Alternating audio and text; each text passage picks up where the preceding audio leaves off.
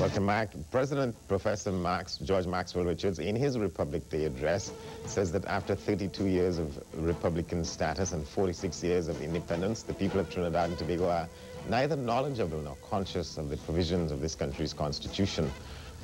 For his own perspective on the history of that, on our Republic anniversary, our guest is Dr. Jerome Teelucksingh. He lectures in the Department of History at the UWI in St. Augustine.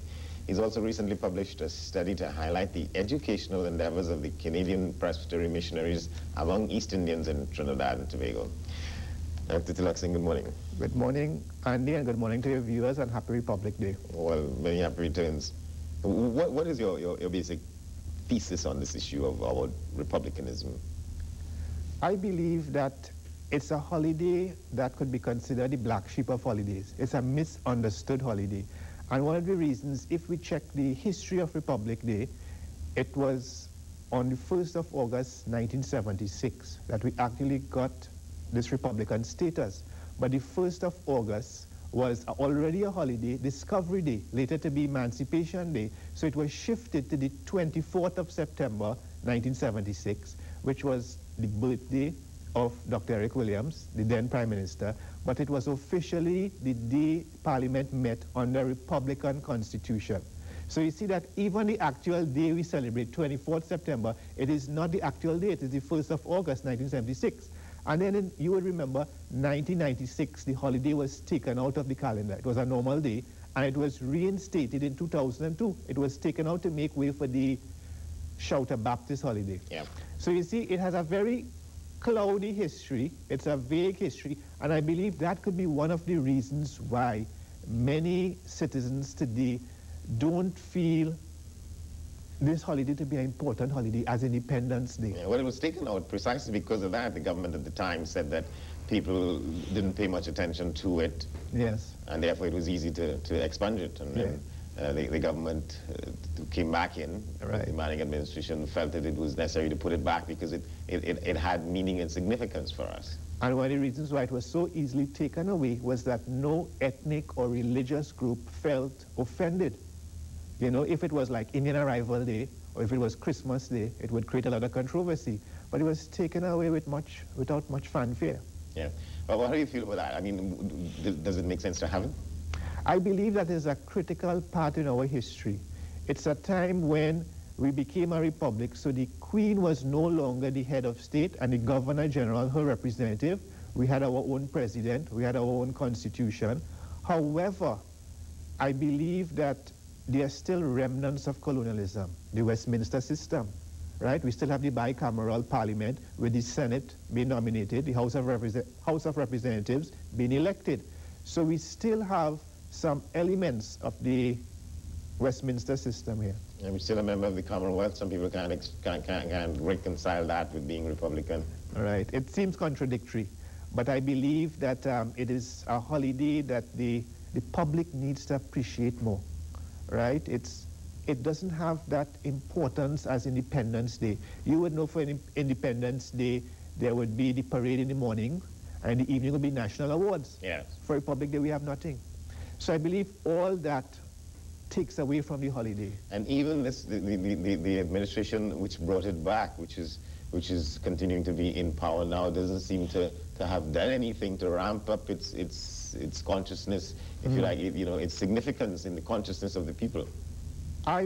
Some people might disagree with you a bit, and the reason being, you would see in today's newspapers, and a few days ago, the Ministry of Legal Affairs put out a full-page ad saying Happy Republic Day to its readers. And I found this was a good gesture, and simply because it showed how important this holiday was, right? And a message from the Minister of Legal Affairs. And I feel what other companies should do is don't just say Happy Republic Day to our nation. Give a little history of this special day, the significance of what a Republican status is about. How do you reconcile these things and these urgings with the fact that so many of us don't want to cut ties with the Privy Council, for instance? Right. Now, that's one good example. It is very ironic. We have the Caribbean Court of Justice, and yet we still go back to the Privy Council. There's still a belief that justice could only be done when it reaches England. If we have an important case, we would look for a Queen's Counsel lawyer rather than one of our local lawyers.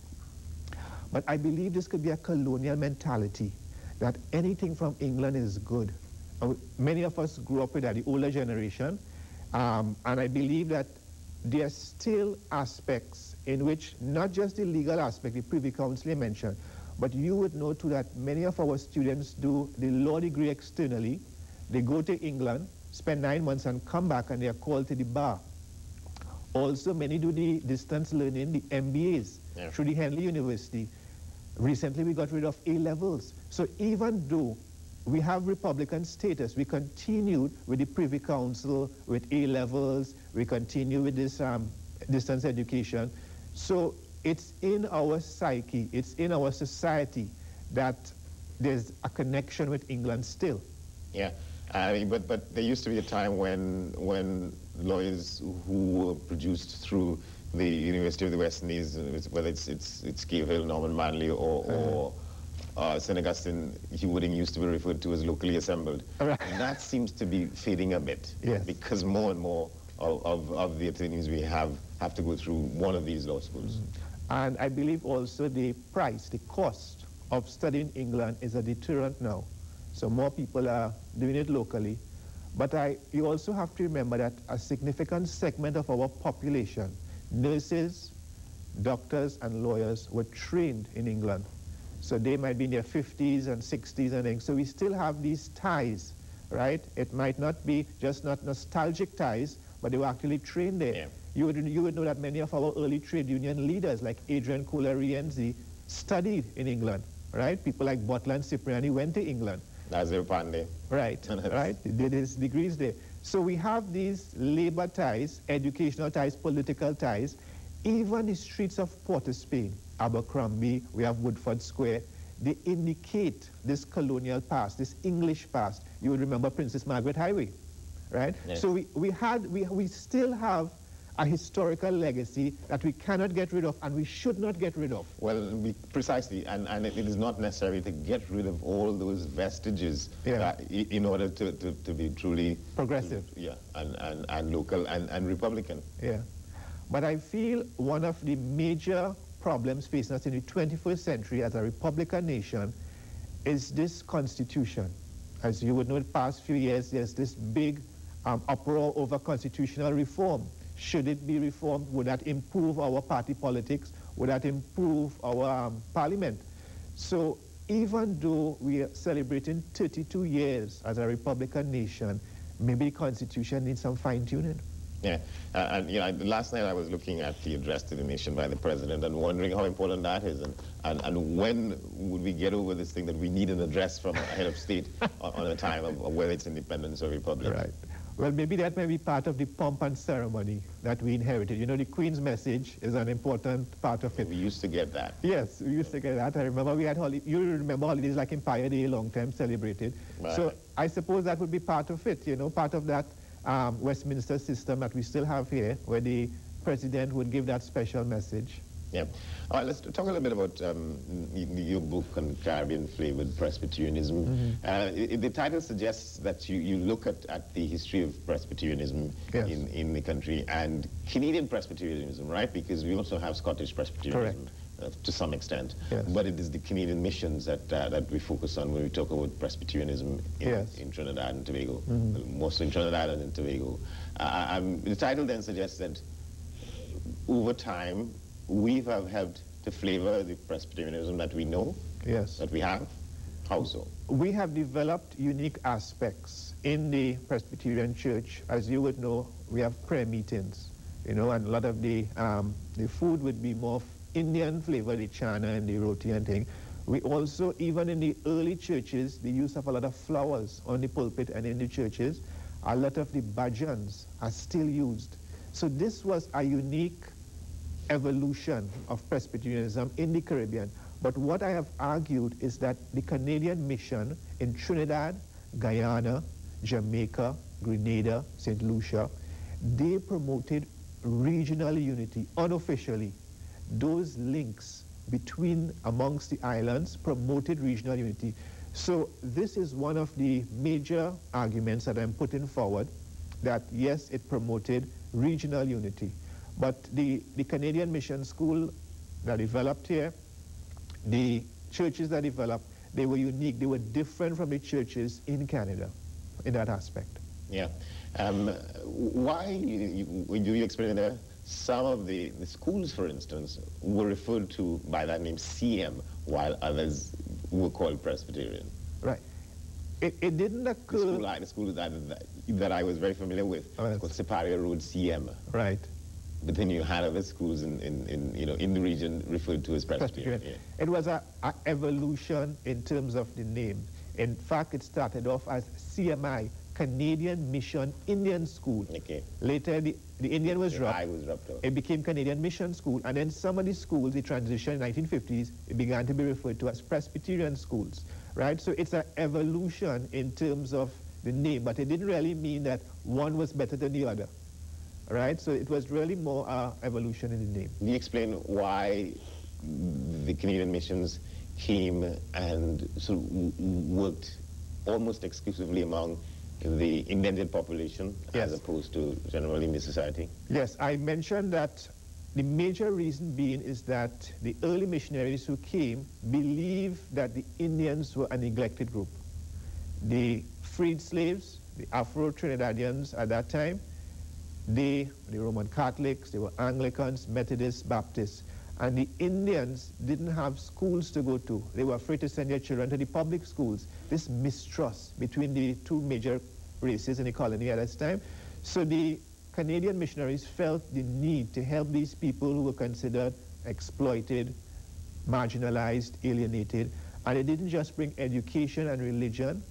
Food, clothes, and medicine were given to these early indented laborers, right? Many of these indented laborers suffered from diseases. Some of them couldn't afford to go to hospitals. Hospitals were too far away. So we need to, I have re-examined this whole colonial aspect in which we tend to stereotype the missionaries as just out to convert people. Yeah. You know, so I've looked at that. Convert pagans. Pagans or heathens. Yeah. I've also examined this whole topic of racial polarization. Many people have accused the Canadian missionaries as promoting racial polarization between the Indians and Africans. I have said that isn't true. What happened is that in other areas of society, there was always a division. Since indentureship, the Indians were divided, different culture, language, dress, food, religion, right? So many of the Hindus and Muslims who came down here, they mistrusted the Africans, right? So this division was there. When the Canadian missionaries came down, they found these divisions there. Yeah. Some of the better aspects of the legacy would say would be the educational institutes that they set up. Mm-hmm. Above the primary schools, you had colleges like Naparima College, Naparima Girls High School, St. Augustine Girls High School. Yes, but we also had, we also had like the Archibald Vocational Institute that trained many of these girls in sewing and cooking. But a very important institution was the Naparima Training College. Yeah, Naparima Teachers College. Yes, Naparima Teachers College, where many of our teachers went to this institution and they were trained to be good teachers, classroom management. And it started off as only for Presbyterians, and later expanded to include other ethnic groups and religious denominations. This theory I have, we have to wrap it up, but this theory I have that it was because of those connections and those missionaries, the legacies that were set, why Indo-Trinidadians went to and probably still go to Canada in larger numbers than they go anywhere else. Right. Yeah? It's because of that exact thing, right? Yeah. Many of the early ministers went to Pine Hill Divinity College. Some of the principals went to Mount Allison University. Yeah. You know, so that link was there. And when it was time to migrate, instead of going England or United States, there was already this connection. All right. Dr. Jerome Teelucksingh, thank you very much. Thank you, Andy. We're going to take a break. There's news and weather. And after that, for the rest of the program in the second hour, what are the implications of the fact that Venezuela has conducted conduct military exercises in this part of the world, in its waters, which are close to us. What should we be thinking? What should we be saying about these developments? Stay with us.